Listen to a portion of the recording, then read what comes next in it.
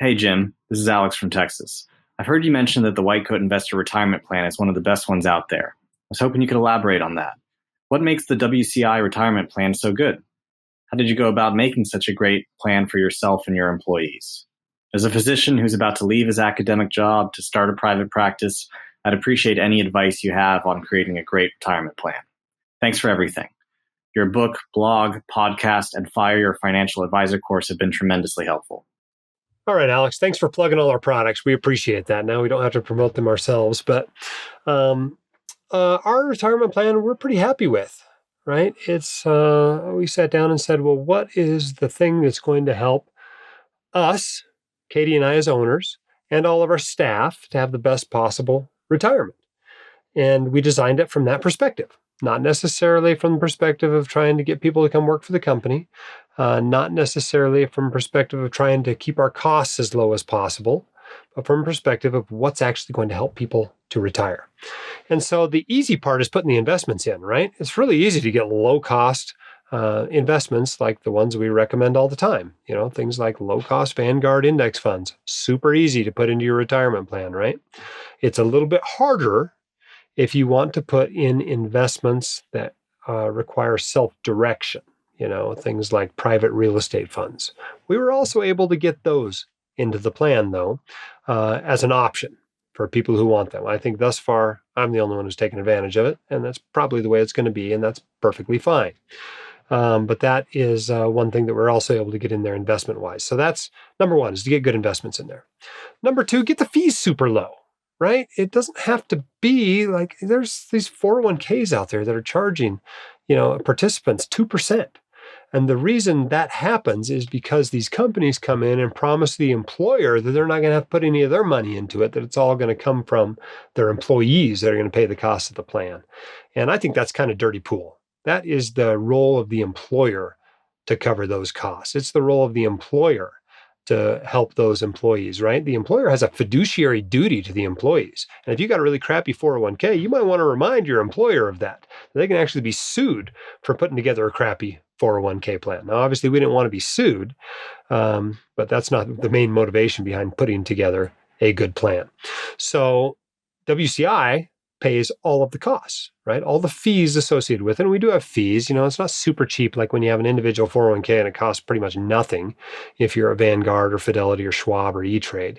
We've actually got fees on the plan every year. And if you have employees, you're not going to be able to avoid that. But we cover them. The good news is they get to be paid with business expenses, right? They're pre-tax dollars. We don't have to pay any sort of taxes on those fees. The downside is, we got to pay them. We also took a lot of time to talk to employees before putting it in place. Okay, we wanted to know what they wanted out of the plan, how much they wanted to put in there, right? Because how much the highly compensated employees and how much the owners can put in is highly dependent on how much all the other employees put in. So we have set up a lot of our contract structures, our employment contracts, the whole business, such that people get paid a little bit less and they get much bigger matches, right? Because for 2021, you can put $58,000 into a 401k if you're under 50. However, a significant chunk of it, anything over $19,500, has to come from the employer. Well, how do you talk the employer into putting more money in there? Well, you take a lower salary. That's how. And so we really make sure people understand how the plan works, what a great benefit it is. And then, and most of them are more than willing to max that plan out because they all want to retire. And so we make that as a benefit as much as we can. Now, if there's somebody that decided they weren't going to max that out, we might have to put in what we call non-voluntary, I can't remember what they're called, but they're basically non-voluntary contributions that we as an employer have to put in so the plan doesn't get penalized. And that can be several $1,000s a year. That's enough to keep a lot of people that have a bunch of low-paid employees at a clinic or something, a bunch of MAs or desk workers or whatever in their clinic from wanting to put in a plan like this. Because, I might have to put in a few $1,000s more for everybody. Well, I don't see that as a problem. I actually want my employees to do well, and I want them to have money for retirement. So heaven forbid that the bonus I give them this year is money that goes into the 401k, right? I get to decide how much I pay them as a bonus at the end of the year. I can pay them $0 as a bonus, and I can put this non-voluntary contribution into the 401k. Perfectly legit, right? And so we set it up such that everybody could get as much money into it as they wanted to. We also wanted to have various options. Now, one of these might go away with this new tax bill in Congress, but you can put in pre-tax, you can put in Roth, and you can put in after-tax money, and then you can do an in-plan Roth conversion of that money to the Roth 401k. And so that's a great option. I think the only people taking advantage of it are Katie and I. And the reason we do that is because the 199A deduction, which is probably changing with the new tax bill anyway, so maybe we're going back to tax-deferred contributions, but that's another story for another day. The reality is, why not have options? If you're allowed to put them in, put them in. We put in an option that you can borrow against your 401k. Any option that you're allowed to put into 401k, we tried to put into the 401k. And our friends at FPL Capital, who's been a long-term WCI advertiser and sponsor, were willing to sit with us, listen to our concerns, and bend over backwards and twist the arms of the actuaries and really figure out everything we could possibly do with this plan. It was really fun for the actuaries too.